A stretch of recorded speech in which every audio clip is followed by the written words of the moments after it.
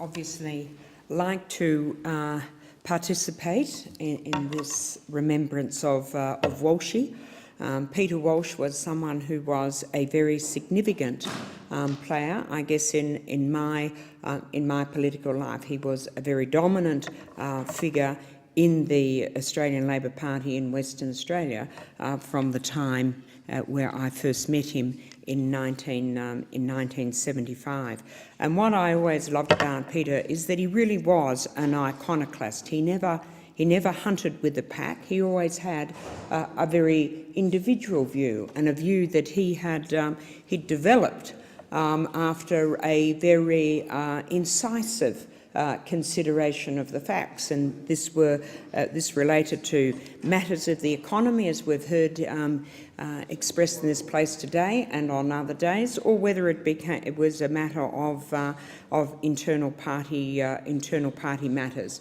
Peter Walsh was always a person that had a very individual view, and a view that was very much determined by his consideration of the innate justice and fairness and common sense of the matter. Now, I first came to meet him in 1975 at a uni ALP function. It wasn't something I don't think Peter had particularly high regard for university students necessarily at that time.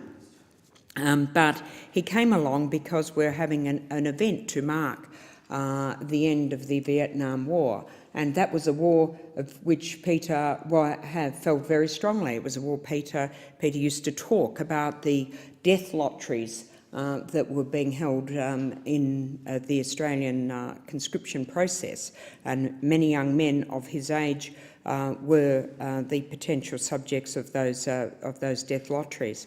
So we met Peter and got on exceptionally well with him. He had been a friend of my father-in-law, another iconoclast in agriculture, agri-economics in Western Australia. And indeed, I noted that Henry Schapper was indeed quoted by Peter in his maiden speech.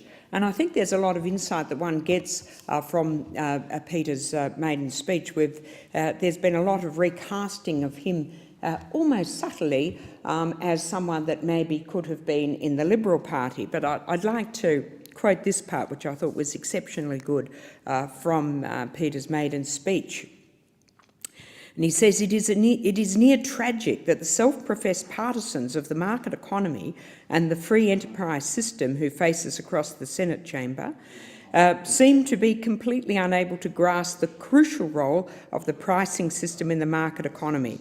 So often it seems that only the people who fully comprehend the internal logic of a capitalist system are socialists.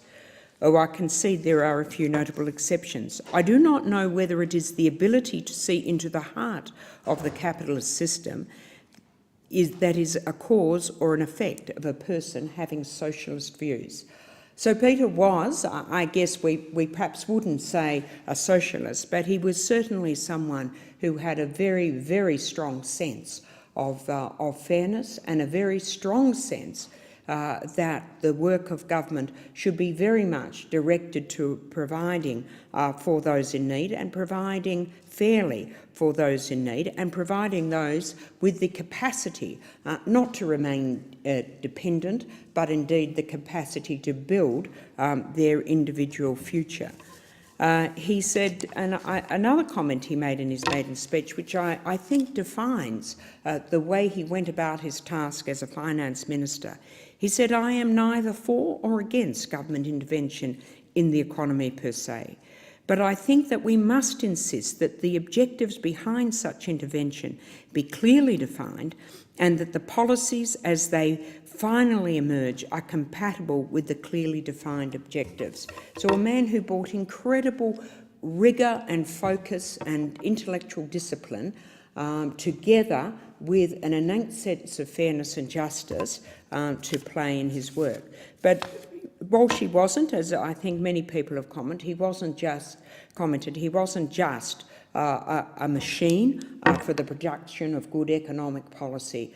Walshie was an incredible individual, a fantastic person to have around the Labor Party, and a great testament to the need for us to have a diversity of people within every political party to bring together a great and strong family born out of diversity. I can think of sort of the many great nights that I've shared with Walshie, the 1975 end of the Vietnam War night, 1977, I think there's about 3 or 4 of us ended up at party office commiserating that dreadful defeat of Whitlam's second defeat in 1977, and trying to chart a course forward, working out where it was that we were going wrong and what radical things we had to do to get this show back on the road. 1980 was a particularly memorable experience with Walshie. He came up with and newly introduced, I was working up in Carnarvon at the time, and Walshie brought up on a plane Graham Campbell. We had never been exposed to Graham Campbell. He was the freshly endorsed candidate for the federal seat of Kalgoorlie at that stage, and that was a very momentous night for many people in the Carnarvon Labor Party, and indicated the absolute enthusiasm with which the Labor Party was going to reclaim and reposition itself in rural Australia. And Walshie was very much part of that group that saw us build great success in representing rural and regional Western Australia. And indeed, we must look to the work that he did to rebuild our presence in regional WA. And of course, a great night at the 1994 National Conference, where I think 4 of us managed to stay up all night, entertaining, talking politics till 9 o'clock the next morning, and for us, much younger ones then, feeling that we needed to go to bed, only to learn that Walshie was heading out with his grandchildren to a chocolate factory.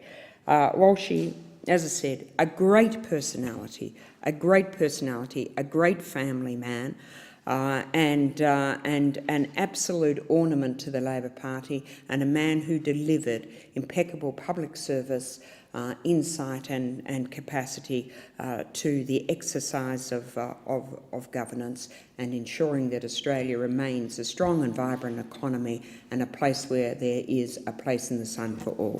Thanks, Walshie. We will miss you big time.